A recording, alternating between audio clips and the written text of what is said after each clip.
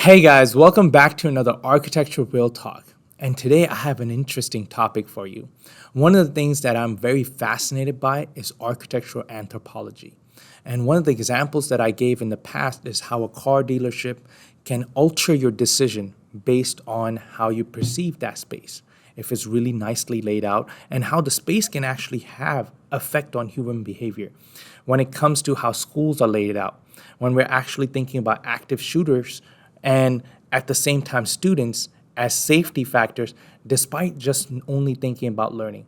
How a home is designed to respect the privacy of the primary bedroom, but at the same time isolate secondary bedroom to the front of the house.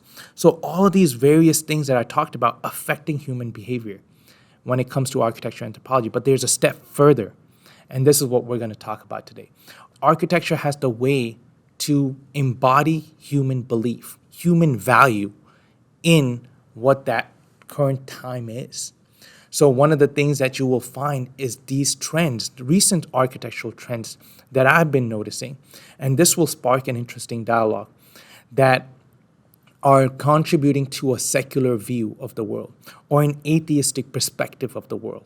And there are four things that I can actually narrow it down to. But again, if you guys have something else to contribute to the conversation, by all means, put it in the comment below. So one of the first things that I have noticed that contributes to this view is that we are isolating ourselves from nature. Now think back to 1960s, 70s, 80s. We had housing, we also had office spaces that had places where we could lounge, places where we can actually go outside, have large windows. And in our pursuit of efficiency in our homes and our buildings, for having lower energy costs, we have gotten to a point where we have enclosed ourselves into this tight box, relying on air conditioning, relying on artificial and non-passive cooling, or we're no longer having a dialogue with nature. And this isolation from nature is not only just from natural light, but we have pretty much enclosed ourselves into this space. Now, I want you to think back even further. In the 1800s, 1700s, there was such thing as mud. There was such thing as wool carpets. There was such thing as a cowhide rug, right? Where you were still interacting or actually physically touching things that belonged in nature. Now, recent push towards concrete, glass, and steel, and these non-porous materials like luxury vinyl tiles, these are all great advent in terms of technology. But at the same time, these materials are cold, they're man-made, they're manufactured, they're chemicals, they're lab-produced. And what you get is this non-porous but a hygienic product, but at the same time, it is not nature you're interacting with. So at the same time, you're not exposing yourself to the elements that are like God made or something that we are a part of nature. It's almost like we're a piece of jello when we're inside that car, or a piece of jello that's inside this building. We're not interacting with our environment at all. If it's 90 degrees outside, it is not 90 degrees inside. So we're not having this dialogue with weather. We're not having this dialogue with humidity. We're not having this interaction with our climate as well as our context. These natural experiences where you actually have your feet touch soil are a way of spirituality. It is a way of linking back to the earth, which brings me to my second point. Now, I talk about form versus function, aesthetic versus form, right? In my other videos. Now, another thing I want to say is there has been even a push to have function over spirituality. And what I mean by that is if you were to look at the past, a lot of our spaces had these qualities of reverence, had these quality of having majesty. These are the words of awe-inspiring. These spaces were completely different. We would be captivated by the space that was around us. Think back to the Gothic architecture or Gothic cathedrals of the past. Think back to the Pantheon. The actual volume itself could hold an entirety of a sphere. These type of concepts, we no longer think about it. Now, if we were to create a Pantheon of the modern era, we would be thinking about how much air conditioning would be used to keep that space efficient. Or we would no longer have these grandeur thorn chapel-like experiences where you're surrounded by nature and at the same time the structure is almost like tree-like. So of course we have a push from the architecture sides that are pushing urban farming, that are pushing rooftop gardens. But the only reason they're introducing that is because they've been pulled out in the 60s and 70s. And along those routes, I want you to also think about it this way. When we actually had ornaments in our architecture in the 1920s, or when it actually went away in the Art Deco, we used to put gargoyles on our buildings as safeguardians for the buildings. We also used to put gods or goddesses on the buildings to signify education, signify houses of worship. There was a sense of detail, something that we would put that was actually a human gesture on a building. As we've deprived the building of any form of aesthetics that is other than function, we're also taking away the character of the building that might associate with belief. So looking back to, let's say, Acropolis or Athens, and where we have Greek goddesses, we were thinking about that this is a place for Zeus, this is a place for worship, this is a place for Christianity.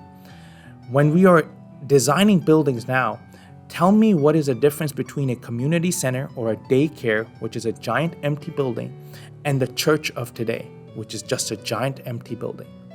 There's no sense of connectivity or a human craft element.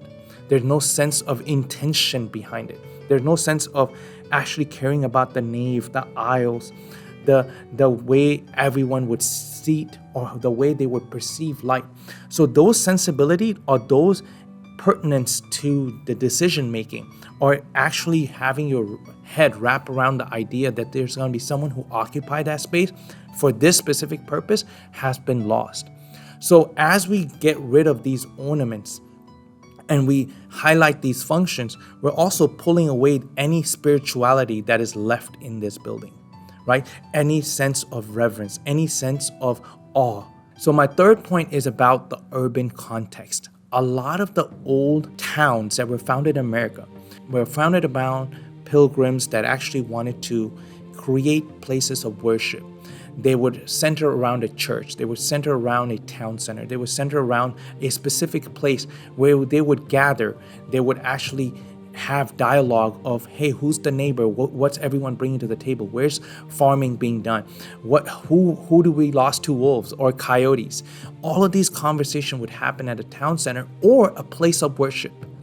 So as you start building cities or towns, they're just master planned to have all the roads built in, or you start about a new city, most of the time, all we're concerned about is power, gas, electricity, amenities, any ties of big nature elements or having parks are pretty much just large open spaces. There's no sense of purpose there, right? If you were to think about it this way, all of the master plans that are being done that I have seen includes big box stores, includes area where they just call it commercial strip, commercial area, right? When they used to be intertwined into the residences, it used to be an actual cultural experience to walk down the street, to introduce yourself in the market, to sit at a cafe, and then be able to walk back home. This type of dialogue also allowed us to connect back to nature, but at the same time, we had a social interaction with these people. Now, with the void of social interaction, we're also taking away the void of mass, the gathering portion of what is considered spirituality. If you were to look at any religion on the planet, they focus on mass gathering. They focus on community. They focus on communal. They focus on the family. They focus on bringing people together. And as you become more and more urbanistically isolated, if you were looking at it in terms of a city, you become more void of that culture. You become more void of that religion. And it brings about a more secular perspective, because then you're just thinking about yourself. It becomes self-preservation. It becomes all about me, me, me. You're focused on your amenities. And if you don't have those amenities, then I'm not keeping up with the Joneses. I'm not keeping up with the lifestyle. I'm not keeping up with my own life. So that perspective is also captured by architecture that we have today. A lot of our buildings, not only are they cold in terms of glass, steel, and concrete, they're cold in terms of purpose. They're cold in terms of providing privacy for one person, but they're not allowing us to have a communal or a social ground where there's a purpose for gathering. And my last point is this architectural philosophy that we have of this era.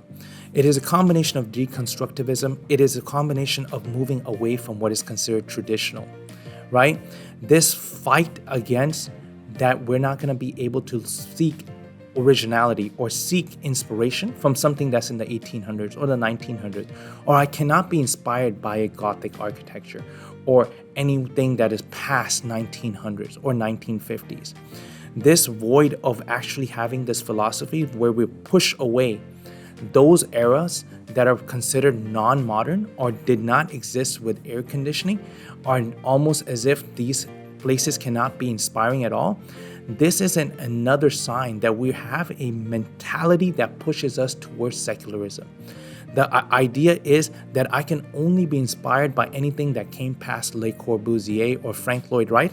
It is another adhering to the non-traditional or the modernist movement and saying that everything that came before or the repetition of columns, all of this is mundane. All of this is rubbish compared to what the architecture offered in the later life. Now you can argue in terms of time that I only want to look back 80 years. I only want to look back 100 years. But if you were to look at it, that Gothic architecture was looking back even at caves, looking at Egypt, looking at things that were several thousand years old. So we have limited our access to the time periods that we want to be inspired from. And this is just a mentality that we're technically better than them. And when we say that statement, we're also saying we're better than those that worship. So after discussing these 4 points with you, I just want to let you guys know that this is an interesting dialogue that needs to happen in architecture. And it might actually bring about some changes in movements. One of the things that I have found is there is been a biophilic design movement. There has been people who are interested in urban farming. They're interested in bringing gardens back home or trying to push courtyard into what used to be a front yard and a backyard experience in the 2000s. Now they're trying to say, hey, how can we connect back to nature? Oh, the wind or passive cooling is actually good for your health. Air changes in the house is good. So as we're starting to realize that we are ourselves a product of nature, and by completely isolating ourselves in the box, yes, we might be safe and we can prolong our life, but we have no experiences. We have no communion. So I want to know, what are your thoughts when it comes to architecture actually pushing forward an atheistic perspective, and how we can change this dialogue within architecture? Follow for more content.